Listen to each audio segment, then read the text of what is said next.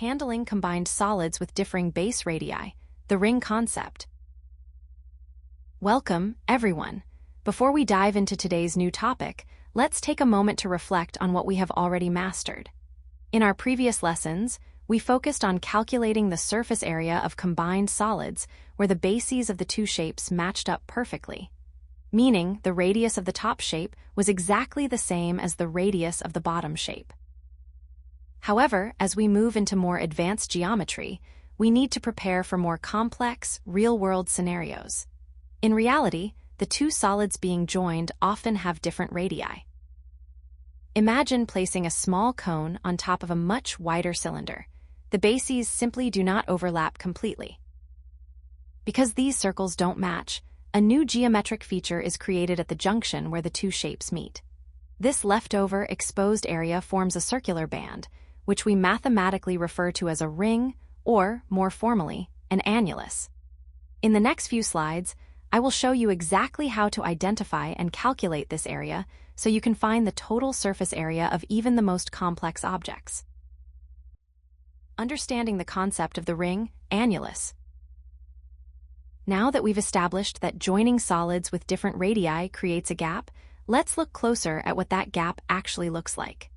Imagine you have two circular bases of different sizes being joined together. Because one is smaller than the other, the smaller circle won't hide the entire surface of the larger one. It only covers a portion of it. If you were to look at this object from directly above, you would see the outer edge of the large circle, but the center would be covered by the smaller circle.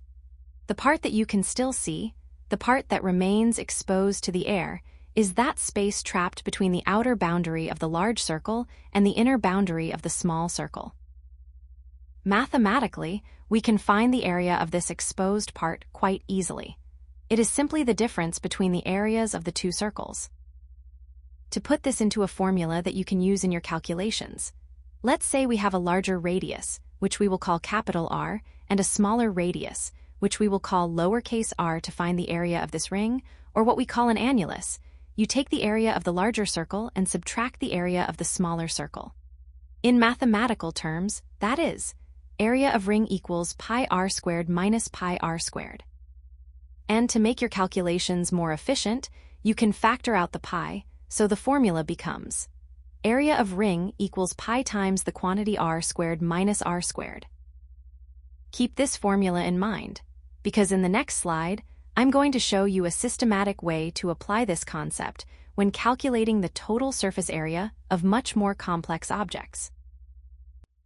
Step-by-step methodology for calculating total surface area, TSA. Now that we understand what a ring, or an annulus, actually is, let's move on to the most important part. How do we actually solve these problems? I don't want you to feel overwhelmed by complex shapes, so I want you to follow this systematic, 6-step methodology to find the total surface area. First, we start with decomposition. Before you touch your calculator, look at the object and break it down. Identify the individual solids, for example, is it a cone joined to a cylinder? Once you've identified them, write down all your dimensions clearly. Make sure you note which radius is capital R and which is lowercase r, and keep track of your heights, whether they are vertical heights, h, or slant heights, l.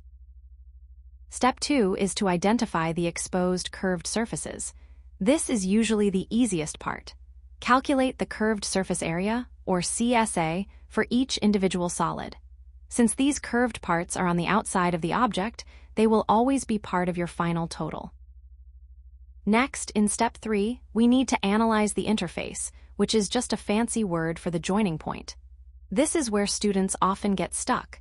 You need to determine which solid has the larger base. Remember, the contact area, the part that is hidden inside the object, is always equal to the area of the smaller base. That is the maximum amount of surface area that can be hidden from view. Now, in step 4, we calculate the exposed ring area. This brings us back to the concept from the previous slide. To find the area of that visible ring, you simply subtract the area of the smaller base from the area of the larger base. Step 5 is to account for other bases. Don't forget to look at the very bottom of the object. Is there a flat base at the bottom of the cylinder or cone that is still exposed to the air? If it's visible, it must be included. Finally, we reach step 6, summation. This is where you bring everything together. Take the curved surface areas you found in step 2, add the ring area you calculated in step 4, and add any other exposed bases from step 5. When you add all these external components together, you will arrive at your final total surface area. In the next slide, we are going to put this exact 6-step process into practice using a real-world example of a decorative trophy. Real-world example, a decorative trophy. Now that we have understood the theory behind the ring concept, let us apply it to a practical problem. Imagine we are looking at a decorative trophy. This trophy is composed of 2 parts: a solid cylinder with a radius of r equals 3 centimeters and a height of h equals 10 centimeters, and a solid cone placed on top. This cone has a larger radius, r equals 5 centimeters, and a slant height, l, of 8 centimeters. Our objective is to calculate the total surface area of this entire trophy. Let us follow our step-by-step methodology to find the solution. In step 1, we clearly identify our components and their dimensions. We have the cylinder with radius r equals 3 centimeters and height h equals 10 centimeters, and the cone with radius r equals 5 centimeters and slant height l equals 8 centimeters. Moving to step 2, we calculate the curved surface areas, or CSA, for both shapes. For the cylinder, using the formula 2 pi RH, we get 2 pi times 3 times 10, which equals 60 pi square centimeters. For the cone, using the formula pi RL, we calculate pi times 5 times 8, which gives us 40 pi square centimeters. In step 3, we address the interface where the 2 solids meet. As we discussed in the previous slides, because the cone's radius of 5 centimeters is larger than the cylinder's radius of 3 centimeters, a portion of the cone's base remains visible as a ring. To find this area, we subtract the area of the smaller circle from the larger circle. That is, pi r squared minus pi r squared. Calculating this, we get pi times 5 squared minus pi times 3 squared, which is 25 pi minus 9 pi, resulting in an exposed ring area of 16 pi square centimeters. In step 4, we look for any other exposed flat surfaces. The bottom base of the cylinder is also exposed to the outside. The area of this cylinder base is pi r squared, which is pi times 3 squared, giving us 9 pi square centimeters. Finally, in step 5, we perform the summation. To find the total surface area, we add the curved surface of the cylinder, the curved surface of the cone, the area of the exposed ring, and the area of the bottom base. When we add 60 pi, 40 pi, 16 pi, and 9 pi together, we arrive at a final total surface area of 125 pi square centimeters. As we move to the next slide, keep this calculation in mind, as I will highlight some common mistakes students make when handling these specific components. Common mistakes to avoid.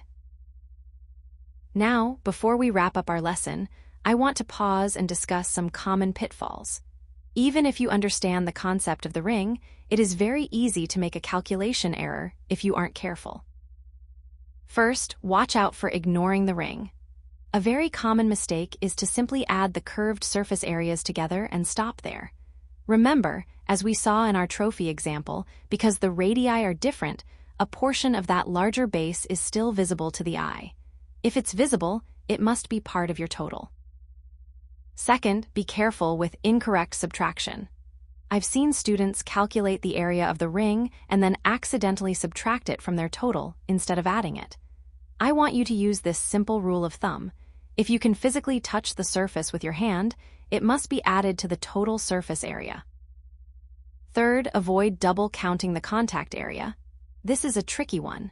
When we join 2 solids, the area where they actually touch, the contact area, becomes internal.